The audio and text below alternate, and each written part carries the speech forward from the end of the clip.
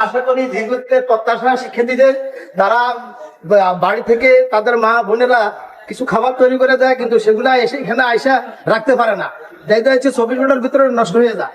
এই জন্য তারা চিন্তা করছে যে না, এরকম একটা জন্য পুরো ব্যবস্থা করা হয়, তাহলে তারা অন্তত মা বোনের হাতের যে সুস্বাদু খাবার সেটা 2-4 দিন রেখে খেতে পারবে। আমার খুবই ভালো লাগছে, কারণ এই হলটা কাদের জন্য? ছাত্রদের জন্য। ছাত্রদের যদি একটু সুবিধা পায়, ও প্রবেশটি হিসাবে আমার অবশ্যই ভালো লাগার কথা। এটা অবশ্যই সুবিধা পাবে, এবং ভিতরটা দেখে আমার আরো ভালো লাগছে যে প্রত্যেকটা শেলফে হচ্ছে এক একটা ডিপ ফ্রিজ। তারা তাদের খাবারটা রাখতে পারবে, খাবারটা নষ্ট হবে না, তারা অনেক বড় উপকৃত হবে। এই জন্য ধন্যবাদ।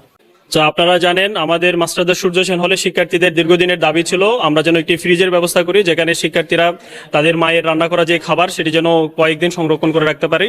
আমরা একটি ফ্রিজ আমাদের সিনিয়রদেরকে বলে একটা সংগ্রহ করতে পেরেছি, এই জন্য আমরা আল্লাহর কাছে শুকরিয়া জানাই, এবং একই সাথে আমাদের যে ইশতেহার সেটি বাস্তবায়ন করতে পেরে আমরা আসলে আনন্দিত এবং শিক্ষার্থীরা উচ্ছ্বাস প্রকাশ করছে আর কি।